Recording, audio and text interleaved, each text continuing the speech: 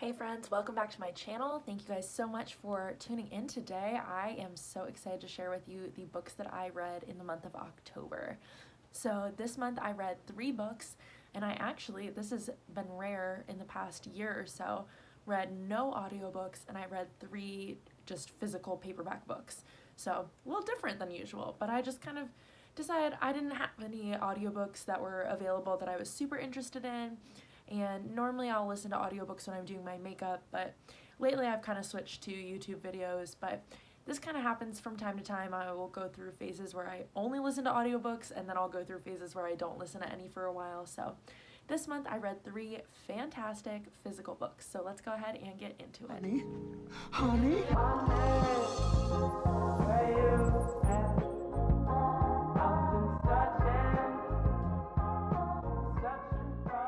Alright, so the first book I mentioned in my spooky book recommendations, and I said that I hadn't read it yet, but I would let you know how it was when I finished it, and that is The Holo Places by T. Kingfisher.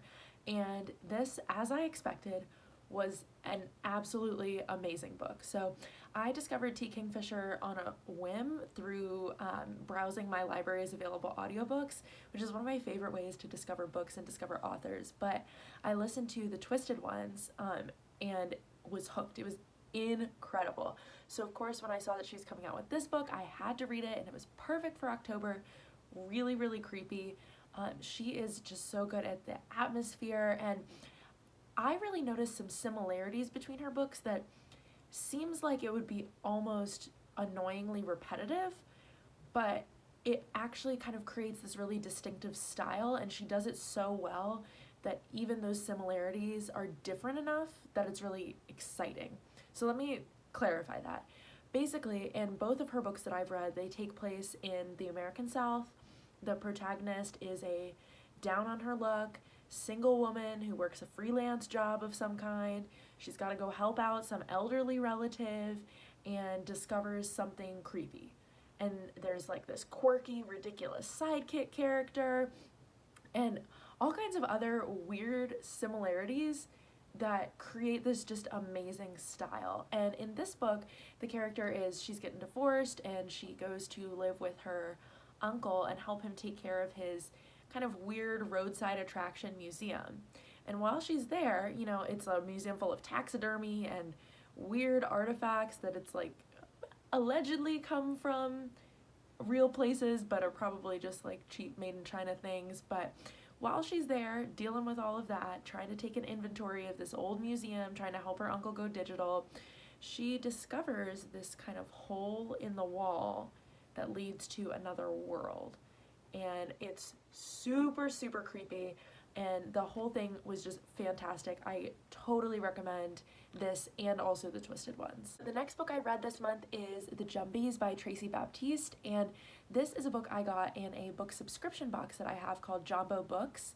And that subscription box, it's for children, but you know me, I love my middle grade novels, and there's no law that says you can only get the box if you're a child. So I put in my age for the like 9 to 12 books, and I get these delivered to me. So this one was in their October box, which was perfect because it was super creepy. And it is about a girl named Corinne who lives on an island in the Caribbean, and her father and her mother has passed away, but Corinne is super brave. She's super tough. She likes to play in the woods, which all the other kids are afraid of, and she's not afraid of jumbies. She doesn't even think they exist. And jumbies are these kind of spooky, spirit-like creatures that live in the woods and terrify everybody except Corinne, who firmly believes they do not exist.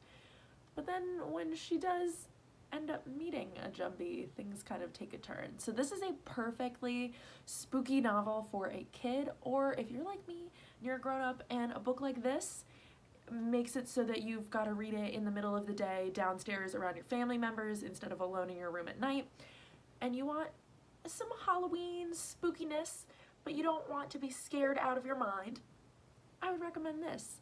And I thought the author's note in the back was really interesting. I think this is really common in a lot of middle grade novels, that the author will include a note about what inspired their writing, and in a really like informative way. And I thought it was really interesting that Tracy Baptiste said that she really wanted to write a fairy tale ghost story inspired by the stories she heard growing up of the Thejumbies when she was growing up in Trinidad. So I really enjoyed this book. It was good, and I liked Corinne as a main character. You know, I love me a spunky little girl main character. This was a perfectly appropriately spooky book for a middle grade audience. And the third and final book that I read in the month of October, I just finished yesterday on Halloween, and it is The Lottery and Other Stories by Shirley Jackson. So I first read The Lottery, that short story, in 9th grade when we were doing like a dystopian short stories unit, and it blew my mind. And reading it again, it still blew my mind. It's crazy. And this is a pretty thick collection of some short stories.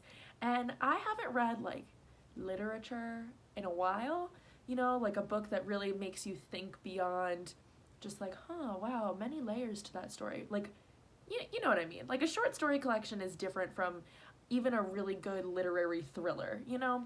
So it was different for me, but I really, really enjoyed it. And I think if you like The Twilight Zone, I don't know how many people out there are familiar with The Twilight Zone in the year 2020, but you know, if you like that old 1950s TV show, I feel like this book gave me a really similar vibe. And it was really interesting how some of the stories connected and some of the themes traveling through.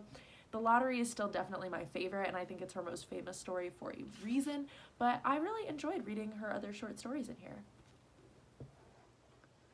Alright, so that was a pretty quick wrap up. I only read 3 books this month, but they were 3 hits. I didn't dislike anything that I read, so I would recommend all 3 books, and I would love to hear what you read in the month of October. So please leave me a comment down below and like this video if you enjoyed it, and I would love to hear some recommendations for you guys. What should I pick up before the end of the year? Thank you guys so much for watching. Don't forget to subscribe and turn on notifications before you go, and I hope you have a wonderful rest of your day.